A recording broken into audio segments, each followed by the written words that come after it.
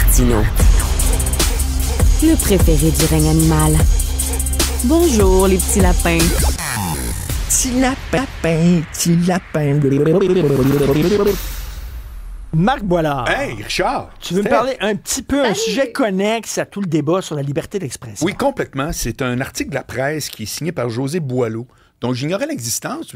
José Boileau. Je le connaissais pas. Ah, non. L'actualité, chroniqueuse. Ben oui, elle était dans l'actualité. Puis c'est très intéressant ce qu'elle écrit. Grosso modo, elle parle beaucoup de Elle était au Devoir avant José Boileau. OK. Elle parle de Kim Thuy, là, tu sais, tout le monde en parle, puis là, c'est comme oui, non, d'accord, débat. Et elle dit une chose qui est dans l'absolu, que je souscris totalement. Elle dit on devrait toujours se soucier juste de quoi on parle et non pas de qui parle. OK? Grosso modo, c'est ce qu'elle dit. Puis c'est rempli de sagesse, puis c'est très intéressant dans l'absolu, mais c'est faux sur le terrain. Dans le sens que Richard... Qu'est-ce que ça veut dire? On devrait s'intéresser à de quoi on parle, mais pas dans de l'exemple de Kim Thuy, on devrait pas...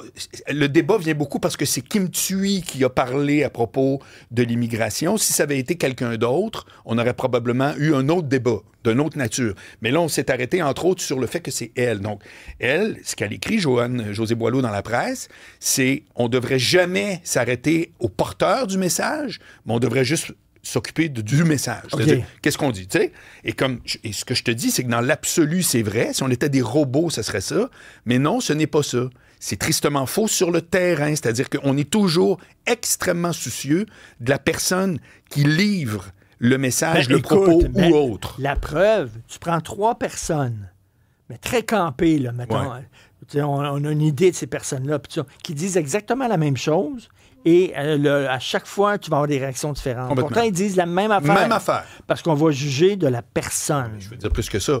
Tu dis, nous autres, OK, on passe actuellement à la télé, à Cube Télé, puis on est à la radio au 99.5 FM.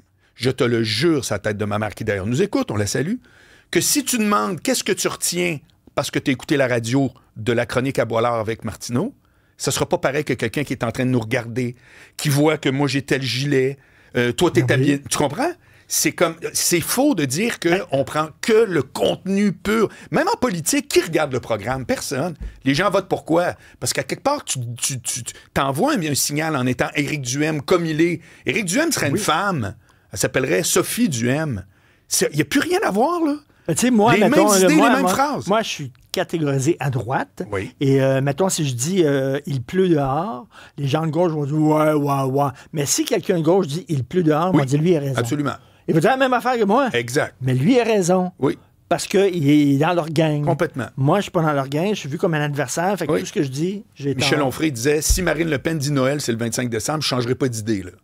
Exactement. Bon, mais je vais te donner un exemple que j'ai vécu moi-même, juste pour te montrer ça. Oui. Quand je suis arrivé à Montréal, j'avais 2 colocs qui étaient des frères de Trois-Rivières, les frères Bello. Et eux autres connaissaient très bien François Massicotte, l'humoriste, parce qu'ils venaient de Trois-Rivières, sont allés à l'école avec. Puis moi, je suis arrivé juste pour rire. Vers 24-25 ans, je suis arrivé juste pour rire quand je suis arrivé à Montréal.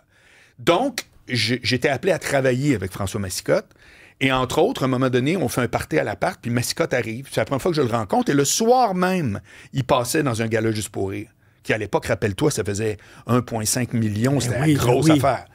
Et là, je le rencontre pour la première fois, puis je dis « Hey, salut François ». Il savait que les frères Bello avaient un coloc qui s'appelait Marc Boilard, mais il ne me connaissait pas. Et j'y parle de son soute, parce que ce soir-là, il y avait un genre d'habit Al Capone.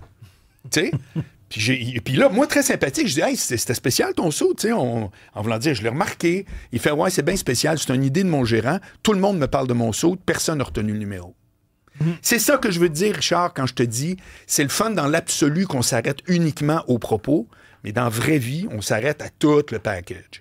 C'est qui cette personne-là? Est-ce que je la campe à droite, à gauche? Demande à Catherine Dorion si ça a été payant pour ses idées politiques de porter des cotons ouatés à l'Assemblée nationale. Ben, on focusait rien que là-dessus. Il n'y avait que ça.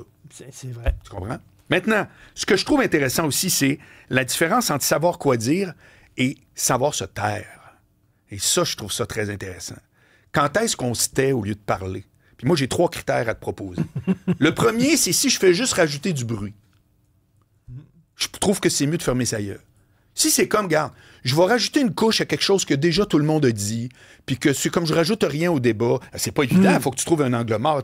On n'y arrive pas toujours, nous autres, c'est notre métier. Tu n'arrives pas avec un argument qui n'a pas été entendu. Bon, il faut le faire, on peut y arriver, mais tu sais, comme nous autres, on est payés toi, moi, Stéphanie, tout le monde est payé pour dire ce qu'on pense, pas pour dire la vérité en passant.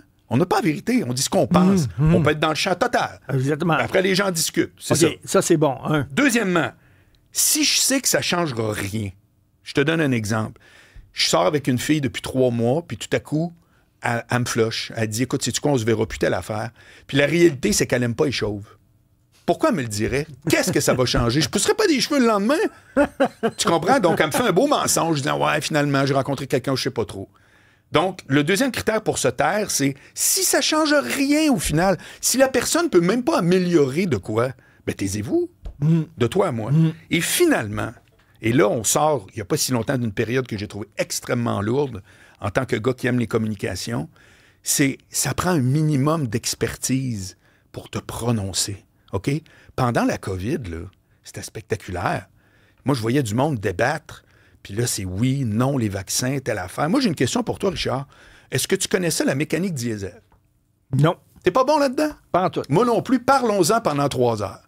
Ben, c'est exactement ça, les vaccins. À un moment donné, j'ai été approché par une émission de débat.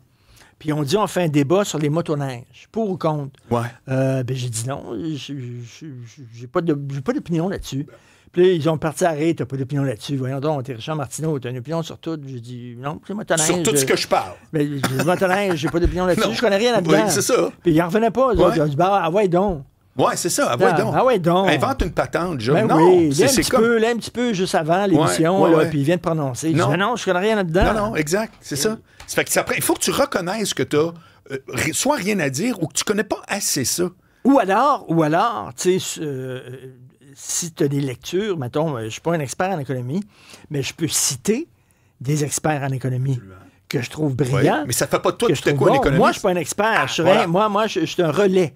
Moi, je lis beaucoup. Je suis quelqu'un qui lit beaucoup. Puis des fois, je me dis, cet auteur-là, c'est intéressant ce qu'il me dit. Je vais le mettre ça dans une chronique, puis les gens vont pouvoir le lire parce qu'ils n'ont pas lu le livre. Ouais, voilà. Je suis un relais. Exact. C'est tout. Mais le lendemain, tu n'es pas un expert. Moi, ce que je pense, non, je ne suis pas un expert. Ben non, mais c'est ça que je te dis qu'on a vécu pendant... Tu sais, demain, je publie un texte sur l'immigration dans le Journal de Montréal. Ouais. Je cite Pierre Fortin, qui est un économiste. Oui. Lui, c'est un expert. Oui.